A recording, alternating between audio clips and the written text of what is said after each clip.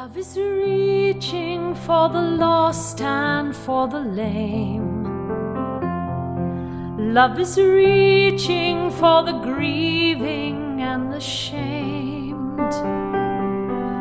Stretched across all time and story, calling us to come. All the burdened and the broken find their healing in the song. Hello, and welcome to Love Stories. You may have been expecting to see Sally Klein O'Connor here today. Well, Sally is unable to host the show today, and she asked me, her husband, Michael O'Connor, to step in. Sally had another commitment today, and she's not able to host the program. But I'm glad to be with you, and I think we're going to have a wonderful time. And we have a really special guest that I think you're going to enjoy. And the reason I think you're going to enjoy this guest is because I think you already know her, those of you who tune in regularly, because today's guest is none other than my wife, Sally Klein O'Connor. Hello. Hi, Sally. Welcome to Love Stories.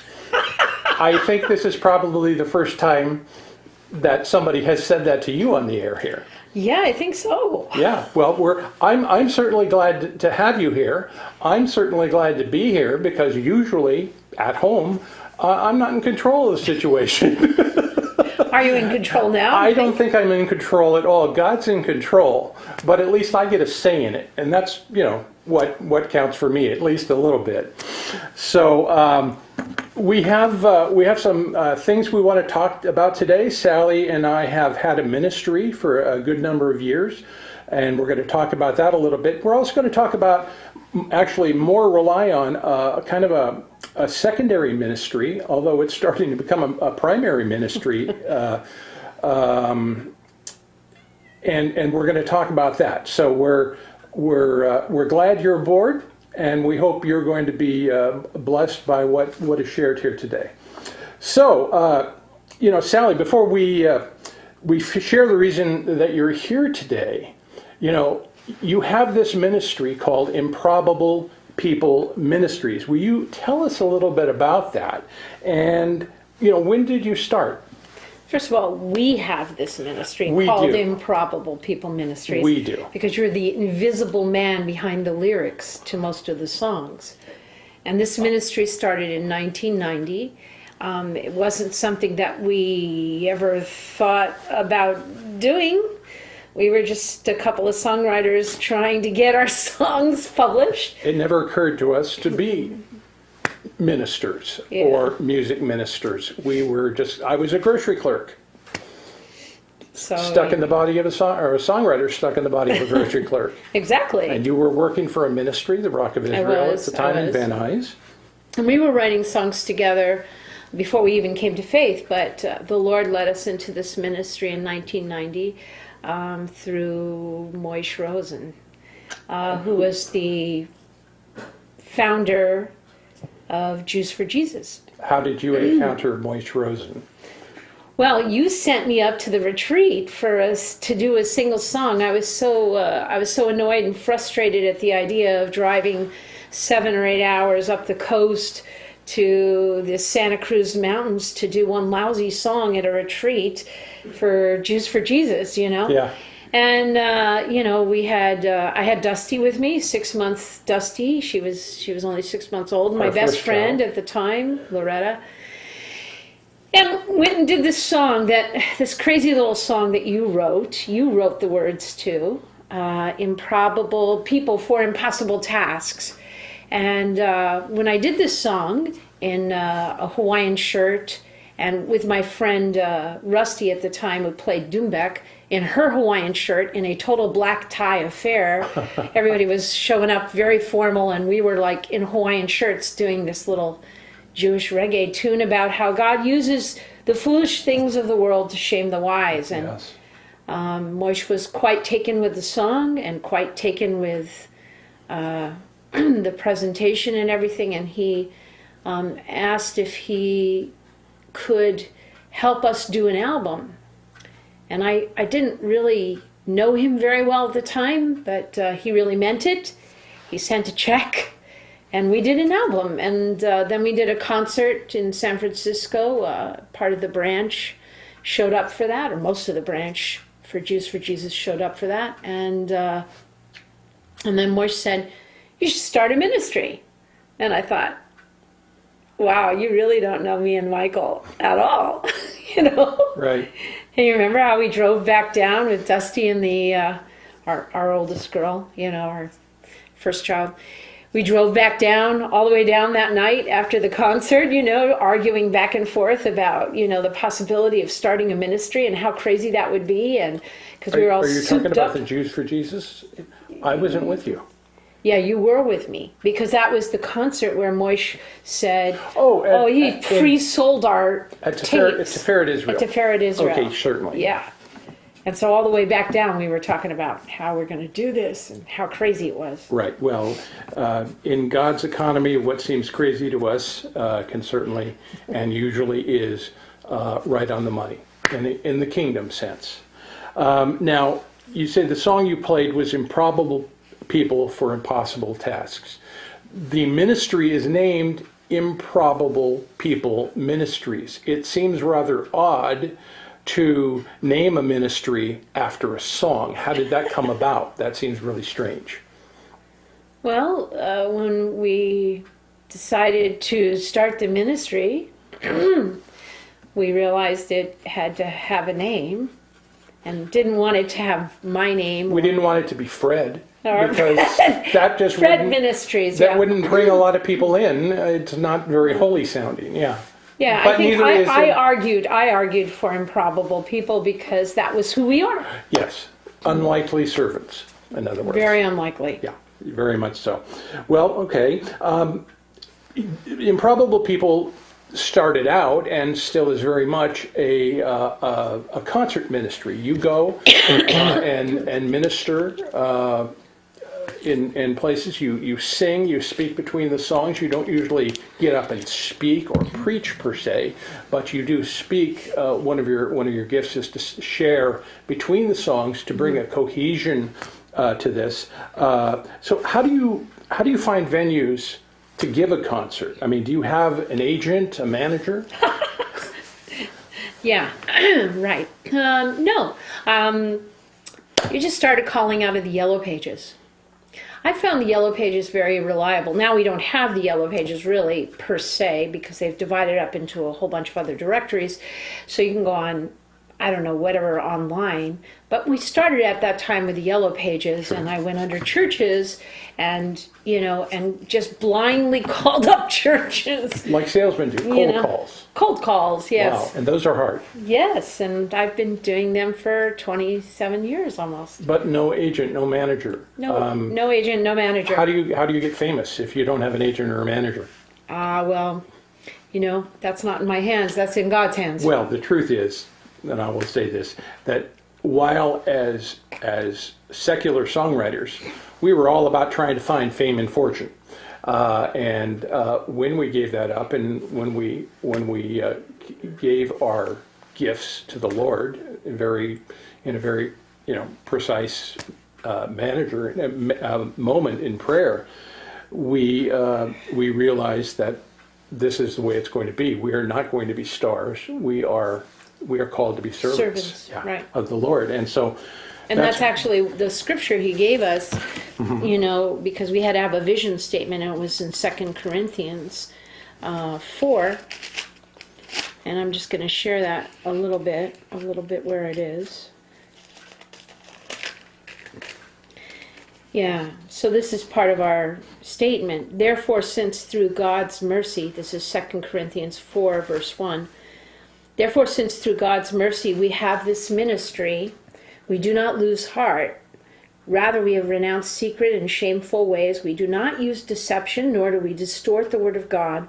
On the contrary, by setting forth the truth plainly, we commend ourselves to everyone's conscience in the sight of God. And even if our gospel is veiled, it is veiled to those who are perishing.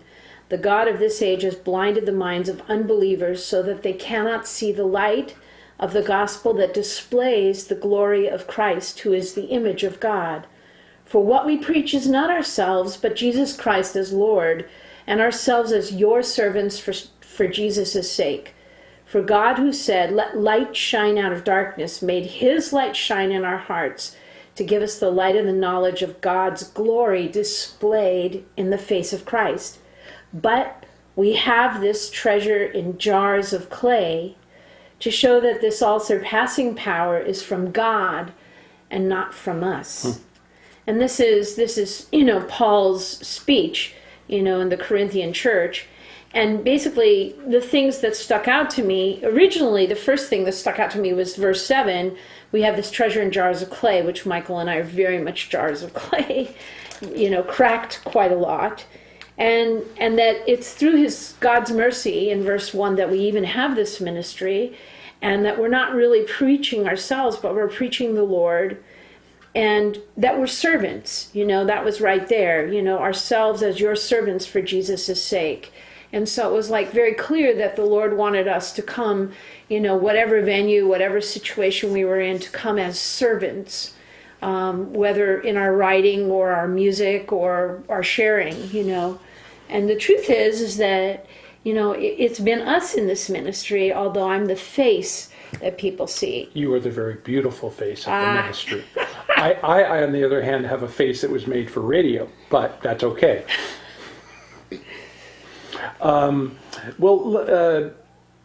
Let's move on then, and let's talk about A Tour of Roses. Now, A Tour of Roses is started out as kind of a pet project, not so much a ministry, I think. At least that's how I thought of it, as Sally's pet project on the side when she's got time to do it.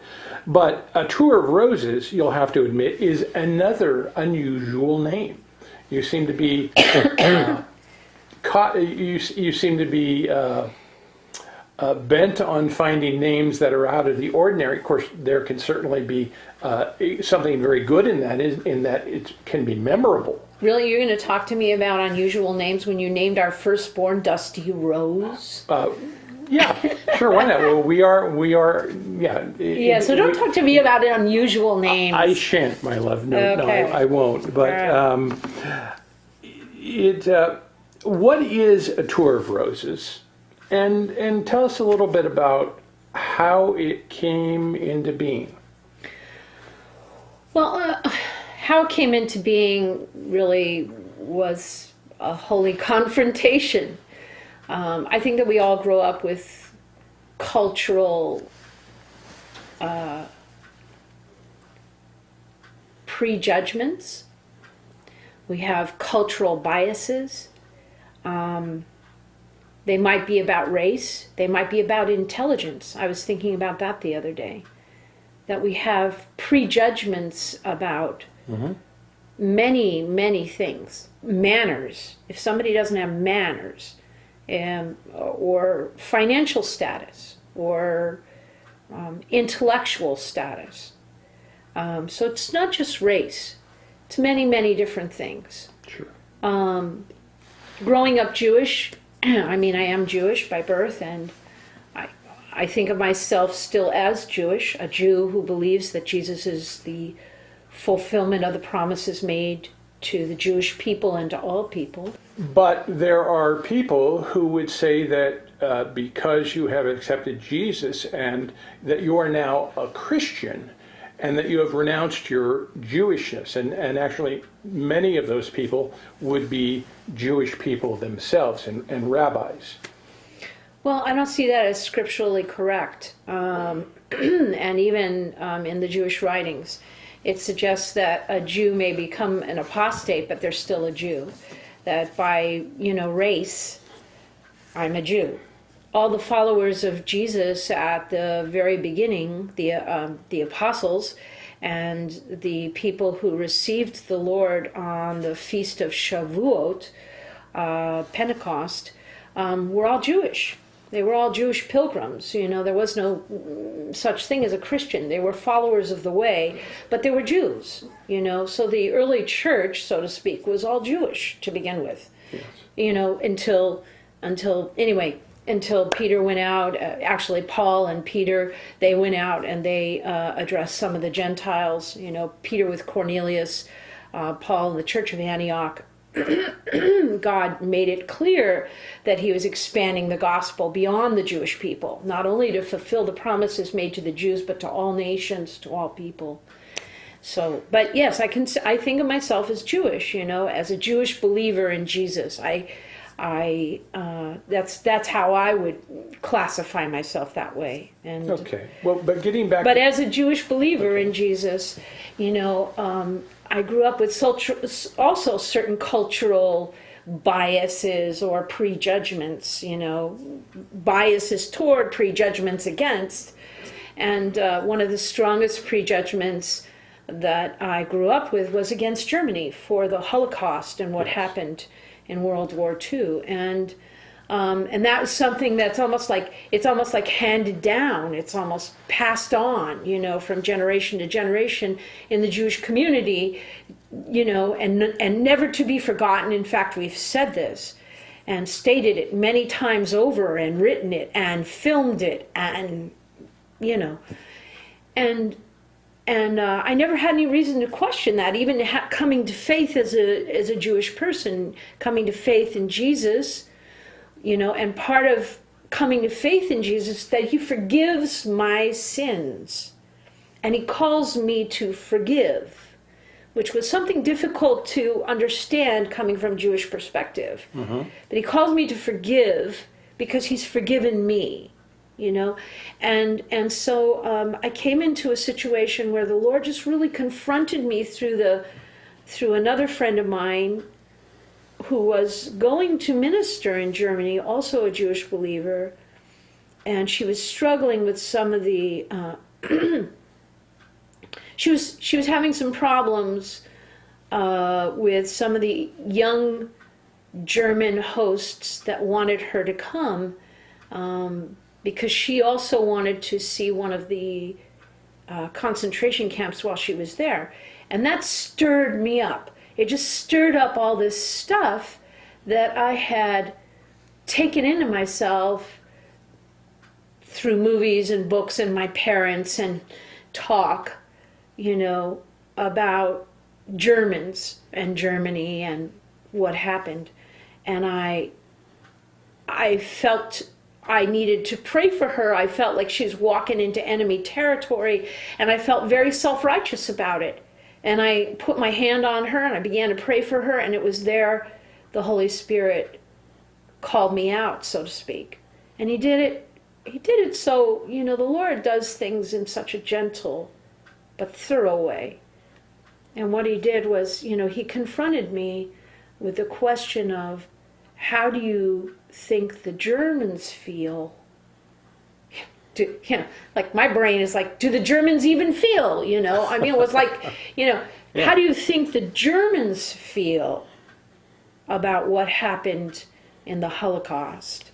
And that would be a natural reaction to somebody who'd grown up being taught the things you were taught. Right. And so that sent me, you know, that sent me in a direction I never expected to go. And I really began to ponder that whole thing about, you know, if the Germans are not all deniers, and if they're not all going to do it again, like what might they feel? And well, shame was a big one, and condemnation, and we never let them off the hook. We never forgive them. We tell them we're never going to forget, and we're never going to forgive them either. Never forget. That's right. Yeah. That seems. So they're never going to, you know, they're never going to get any grace from us, right? Because we don't even really, apart from Jesus, understand what that grace entails, what grace would mean to them, because we've never experienced that kind of grace as a people. You know, we can't give what you don't have, you know? Well, I think the Jews have experienced grace, the grace of Israel being created, things like that. But it may be harder to recognize for them because of all the evil that has been done against them. They may not understand grace like you and I maybe understand it a little more too. But I think they have been shown some level of grace. But they understand law. There's a lot of law. Okay. Everything is a lot of law. So God makes a promise, he has to make good on it. But the problem is we haven't made good on ours, on our side. There's a thing about that. So grace is not something, I would say, that's generally received or understood or lived out, because it's not something experienced in a personal way in the Jewish community. Right. Okay, what's experienced is persecution and alienation and death and, these kind of anti-Semitism, but grace, and the grace that's being shown Israel and the Jewish people, a lot of it now is coming from the evangelical Christian movement. Right. And that's a whole new thing, and that's a beautiful thing. That's a thing that God is using to bear witness to the Jewish people. But that's Christians United for Israel and absolutely, and probably other organizations. Many other organizations. Too. Yeah. Yeah. Well, let me ask you this. This is a really good prelude to where your heart was. But what I want to know is, what the heck does all this have to do with roses? Oh, well, I'm the daughter of a florist. I know that. You know my dad. He was in the business for 50 years. Dave's Flower Shop. Yeah, Dave's Flowerland. Flowerland. Talk about titles. Mm-hmm. That was my mother's idea. Dave's Flowerland. And that was here in Los Angeles? It still is, Hollywood in Vermont. It's still named Dave's Flowerland? I think it still is, wow. Yeah. It's on Hollywood in Vermont. But for many years, my father ran that. That was his shop. And I grew up in that shop, learning how to clean roses, learning how to, take care of cut flowers and make some arrangements and things like that. And because I grew up in that business, I got jobs in Boston and in Manhattan when I went to college and other places in flower shops. It was easy to do. A shame that skill was never able to be used by you later in life. Oh, what a drag. Well, my whole thing was, I hated it at the same time. Sure. It provided money for me, but I hated it. Like the person who grew up in a restaurant. Yeah. I get free food, but I hate all the customers. Yeah. I hate doing this day after day. It's my dad's shop. I wanted to sing. It's not your dream. Yeah, it wasn't my dream. Right. So yes, ironically, God brought me back to that, and it was the second time I went out to see Germany and Poland and consider what God was saying to me. I knew He was speaking something; He was stirring something up in me, but I didn't know what it was. And I remember I was sitting outside Auschwitz-Birkenau. Yes. Okay, and it was the second time I'd walked through that place. That was one of how many camps approximately? Death I don't camps? know how many camps. Maybe like 10, something No, I don't know how many Okay. camps. There were many, many, many camps. But this Germany is made Poland. one of the larger ones, wasn't This was the largest one. it? Okay. This was 1.5 million Jewish people were killed in Auschwitz-Birkenau. And it's the scene often, Auschwitz-Birkenau is often what they picture in a Holocaust movie, with the trains and the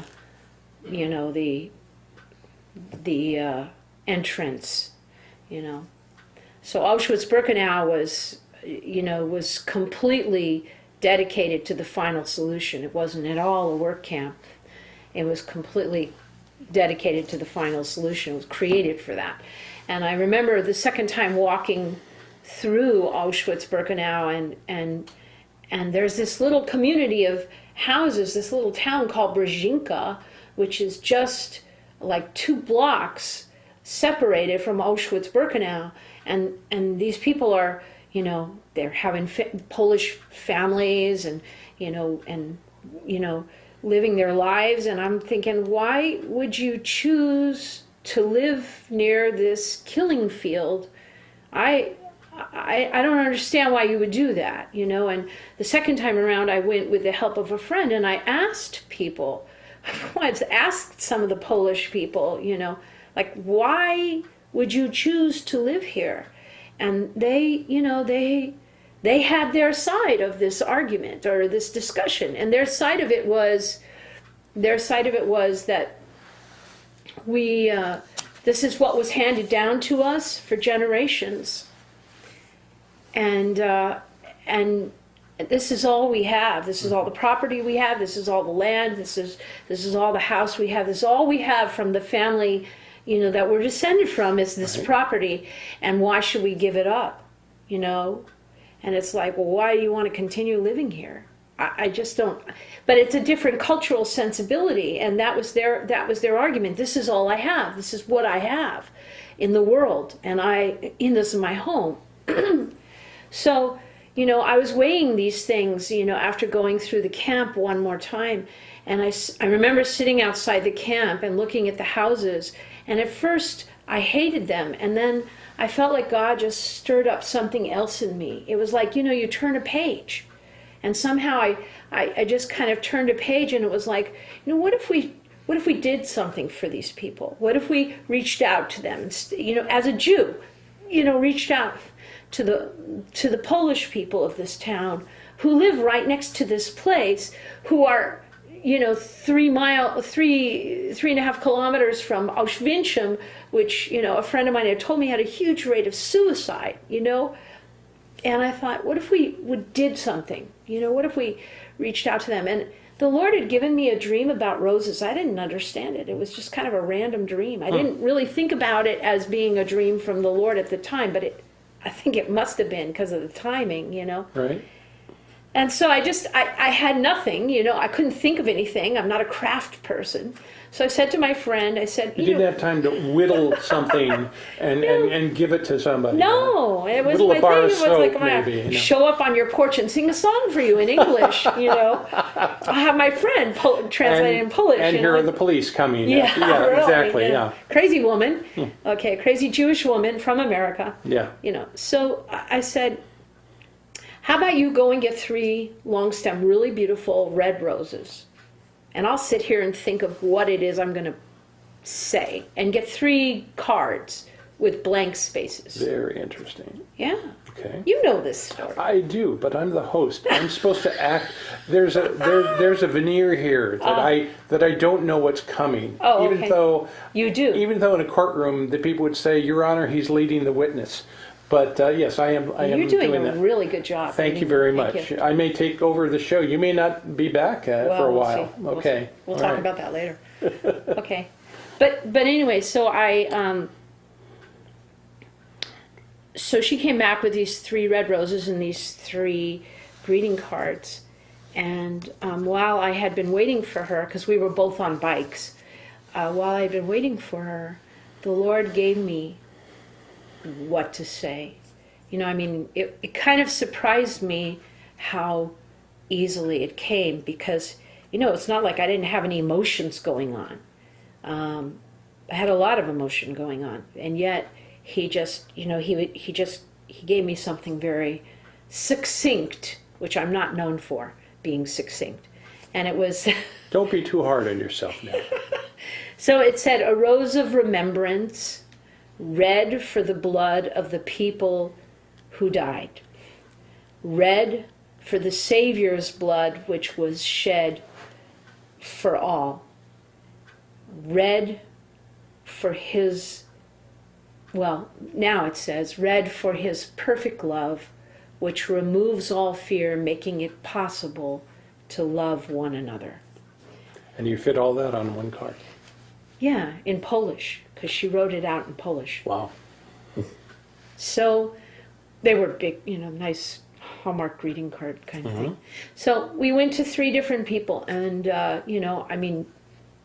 for the sake of time, I probably won't get into every reaction here. But Talk about the first man who... The first man was just he was so overwhelmed. He just didn't even know what to do with himself. He was like, nobody's ever done this. Nobody's ever done anything like this, And he showed us around his house, and he said he'd been there for 40 years, and he was on the main drag where everybody comes walking up to the entrance. Walks past. Walks past to go to the entrance, walks back, and everything. He says, for 40 years I've watched the Jewish people walk by my house to go to the entrance to Auschwitz-Birkenau.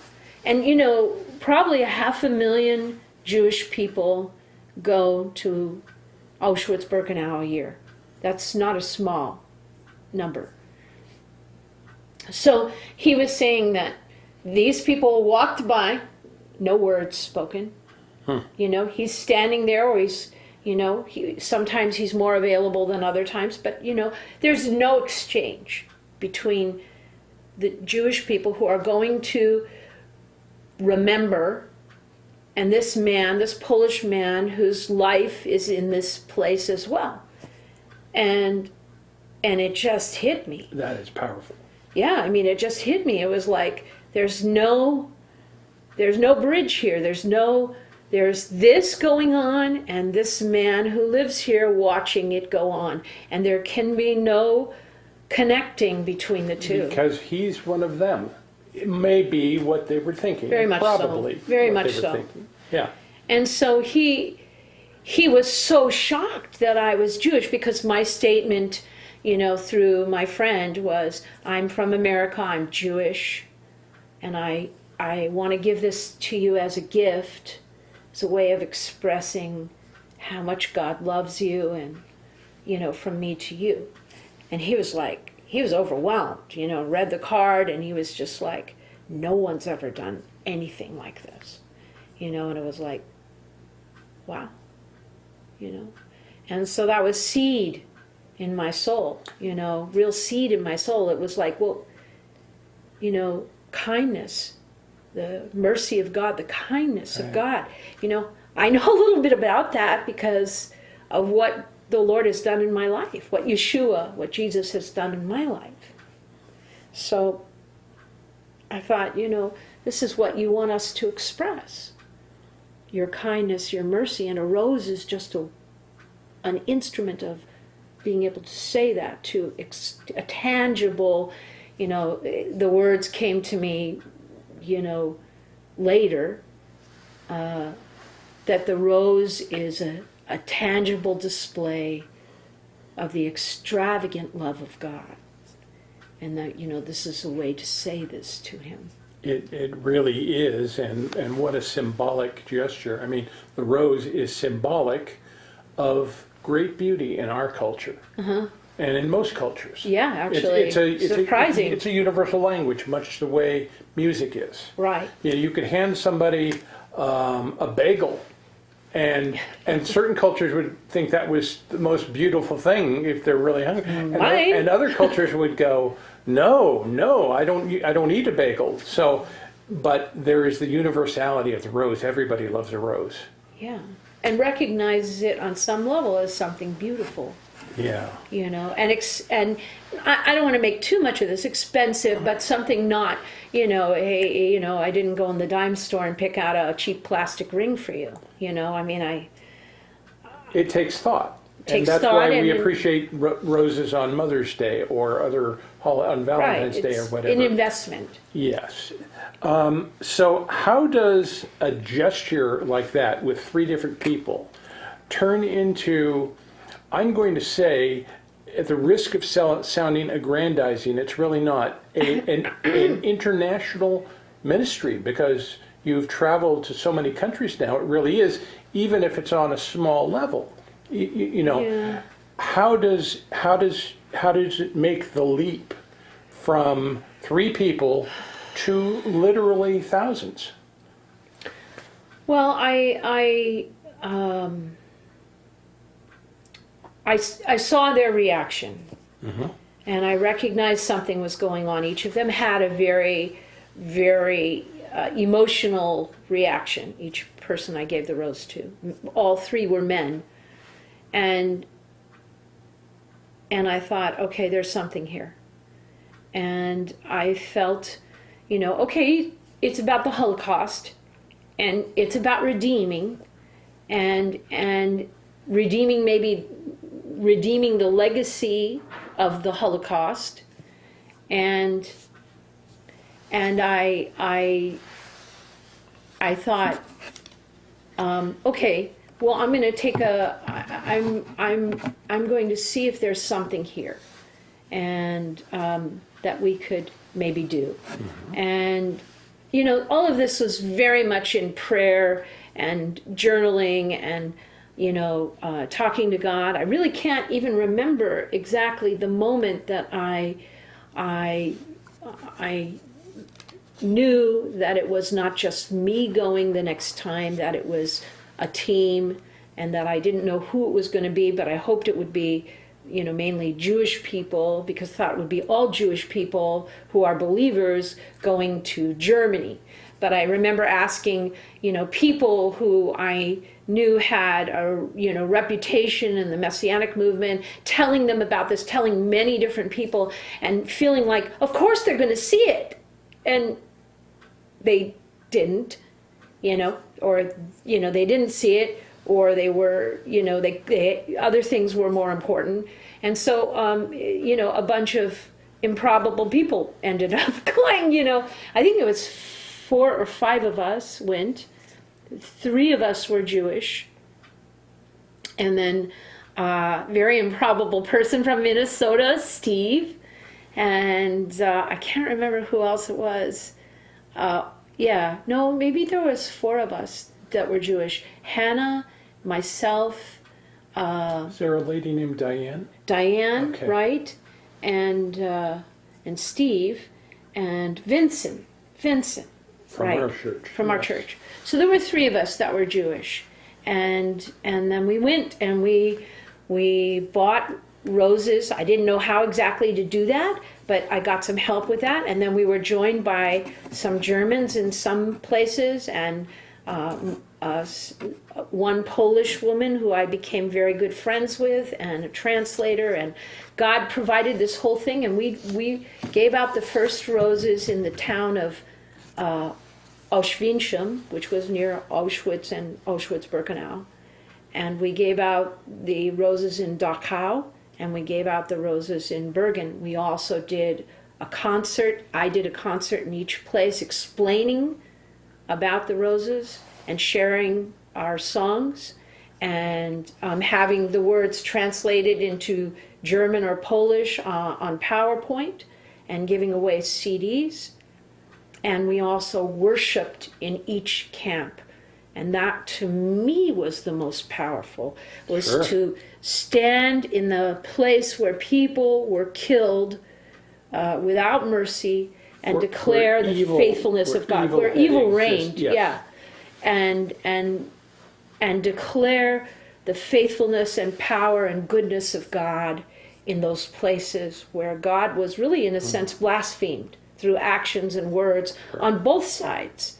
On the victim side, because where are you, and forget you, and the German side, it's like, forget God in what we're doing. There's nothing here. Well, that's a pretty incredible beginning, and yet that was about 10 or 11 years ago, I think. It's 2009. 2000. All right, so about 8 years ago. But you've since gone on to do how many tours have you done, and what cities or countries have you visited? Well, 10 internationally and 2 domestically. And, briefly, Nuremberg, Berlin, Warsaw, Krakow, Budapest, Mauthausen, Poland, right? Mauthausen, Austria. Austria. Right. Austria. And that was an amazing moment there. And, Belfast and Bethlehem and Jerusalem. And I'm probably not naming them all. But anyway, that's a few. And this time, Brussels. Brussels. You just got back from Brussels less than 2 weeks ago, I think, or about 2 weeks ago. And more than. Okay, well, you told me that was easily the most difficult tour of all of them. Yeah. Briefly, share with me what your experiences were there, and why was it so difficult? Was there spiritual warfare? Very much so. There was, it was rather subtle.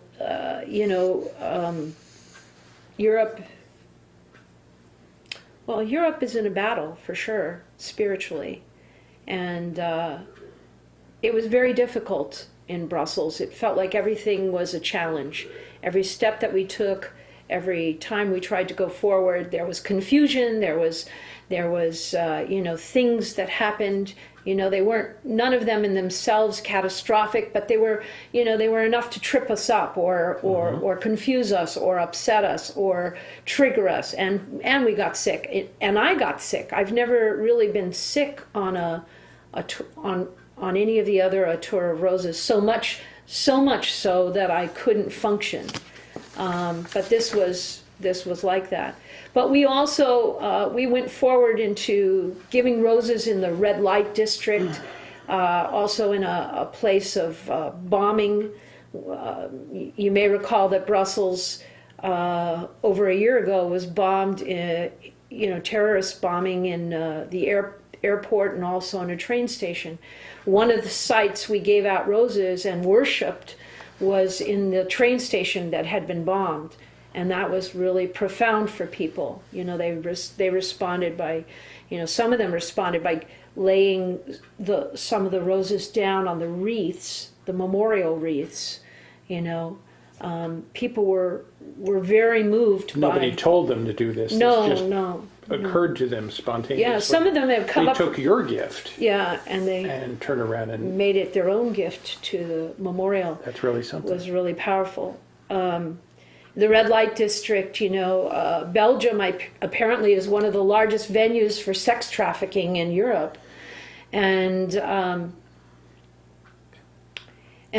we went into the main area for the red light district, and we started to give out roses to the women there. There's a little Asian woman. Her name is Pratam, and she goes and ministers to these women alone. She walks the streets alone. And so a lot of them knew her, and she didn't want to get in the way of the ministry, so she actually didn't go with us in the main area. She showed us where it was. We walked through it. We prayed through it. But the women are in windows, very barely clad.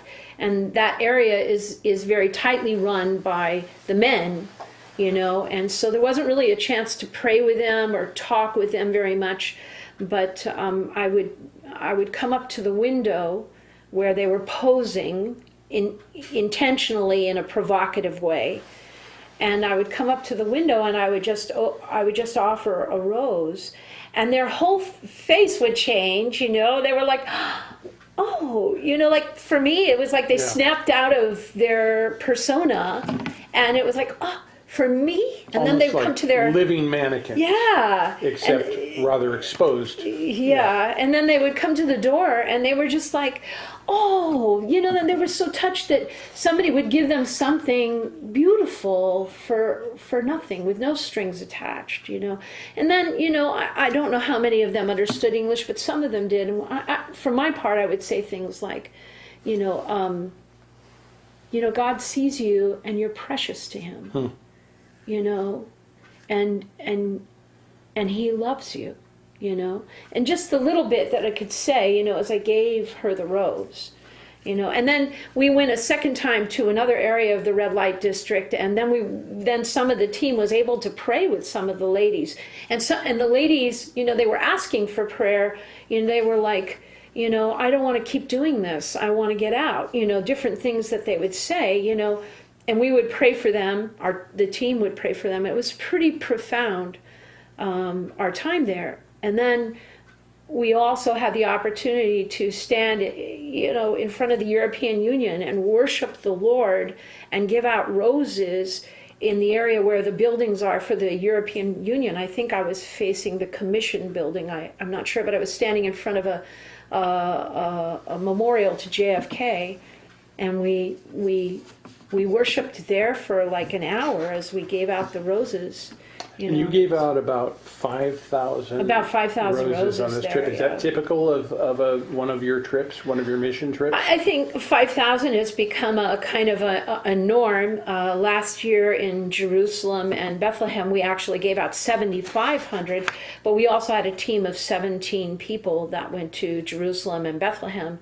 And this time there were 11 of us, and it was packed. I mean, we also did a Passover Seder where we washed people's feet, and we did a concert, and it was a very it was a very tight schedule in a very short amount of time. Wow. Yeah. Well, this sounds absolutely amazing, and I've been witness on the front line to be able to see it, and I grew from being a fairly uncommitted observer to being fairly passionate about what you do myself, even though I have not yet gone on one of these trips because we have a school-age daughter still at home. But I have made that commitment that when she's finally out of the house, and of course we are not advocating that anytime soon, Shannon. I will, I've made the commitment. I will come with you. In the last few minutes we've got here, I'm curious. This sounds like a very expensive proposition. I'm curious how you go. How does it work financially? The team members, how does it work? Because it sounds expensive. Let's just say it verges on the miraculous, and actually is the miraculous. I mean, because my thing to anybody who's interested in participating in a Tour of Roses on the team is that, first of all, it's a God thing. You need to know that it's God who's calling you. It's not there's nothing about this that's a sightseeing trip. This is hard work. We busted our chops in Brussels. It was, all of us did. We had some great times, and we had some amazing devotional times together. But we all busted our chops, and we all paid. I don't mean just money. And so it really has to be a God thing. It has to be something you feel like God is inviting you. He's calling you to. That's my thing, my challenge, my statement to people who are interested. And if it's God, well, then He's going to make a way for the money. And we've watched it happen. You and me, we've watched it. Team members pay for their own. They pay for their expenses, own, even if they don't have their hotel. Everything. Their hotel, their food, their transportation, and a little bit for the roses, into the roses. But then the ministry covers a large part of the roses, and if there's a concert that you give, renting the facility, hall and stuff like that. And the cards printed up and the fliers printed up, and if we did a Seder, we paid for all the food and all of that, and that money, it is kind of amazing that every time we've done this, God has provided, because we're not a large ministry. Yes, but you probably have corporate sponsors. Nike is probably involved in this, right? No, we have no corporate sponsors, but we do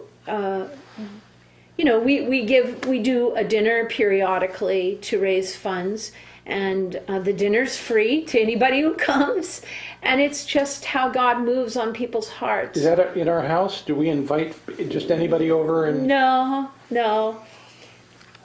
We are blessed with a very good church that is supportive and allows us to conduct our dinner and our little ministry things over at the church. Yeah. Well, if people are interested in finding out how to support a Tour of Roses, either on going on one of these trips themselves, praying for the ministry, getting on the prayer letter, or even supporting financially, how would they get in touch? Well, they could actually go to our main website, which is improbablepeople.org, and they could click on the missions link, which will take them right to a Tour of Roses. Or there's also a direct way too. A Tour of Roses, a tourofroses.com is also right. But I mentioned our main ministry site because there's a link right there for giving. And then you designate that gift is for a Tour of Roses. Absolutely. In our last few minutes here, do you have any future trips planned? I mean, where is God sending you next? Please tell me it's not North Korea or Iran. Please. Okay, but Yeah, but one day I know. Okay. Well, we are planning a trip in December of 2017 to the West Bank. To bring roses to Bethlehem and Jericho and possibly Jerusalem also. And we are planning for that particular project to do a women's conference in Jericho and possibly in Bethlehem as well. And so this is a matter of a lot of prayer, because the conference will be called Something Beautiful for Someone Beautiful, and it's about the tenderness and the love of God for his people. Wow. Well, you've given us a lot to think about today, and this hour has just raced by. I can't believe. I mean, I prepared 3 pages of questions. I got through about 1. Yeah. So you're a good talker, but of course we always knew that, didn't we? And literally, we could spend another hour on this easily. So I may have to have you back on my show sometime. Yeah, well, when you get one, let me know. Okay. Yes. Well, Sal, as the time is winding down here, we're going to close, and we're grateful for everybody who has come, who has tuned in today, and we want to thank you folks for that, and perhaps mull some of this over and see if God is, I mean, pray about it certainly, but see if God is calling you onto the mission field here. And you could certainly send us an email or send Sally, go to her website and find out more about this, more information. Meantime, I think as they did a closing number at the end of the Mickey Mouse show, at the end of this show, though, we end with a closing prayer. And I was wondering if you would do the honors today and close us in prayer. Thank you. Okay. Abba, I thank you. I thank you for this chance to be with Michael on the show and to share about Brussels and the Tour of Roses. I pray, Father, that if there's anybody there that this speaks to, that you would give them courage to step forward into what you might be inviting them to do. I thank you, Father, for the privilege of being sent and being able to participate in what you're doing, God. And I pray for more. I pray for more people to participate in what you are doing, not just a Tour of Roses, but whatever it is you invite them to step out into, Father, in this big, wide world while we have time to do it, while it is still day. So, Father, encourage, bless, impart courage, Father, where you impart invitation, Father, that courage would come as well. And I thank you, Father. I thank you for those listening. And I pray, Father, that may the Lord bless you and keep you. Mm-hmm. May the Lord make his face to shine upon you and be gracious to you. May the Lord lift up his countenance upon you and give you peace. Shalom. This is Sally Klein O'Connor with Michael. And we thank you for joining us today on Love Stories.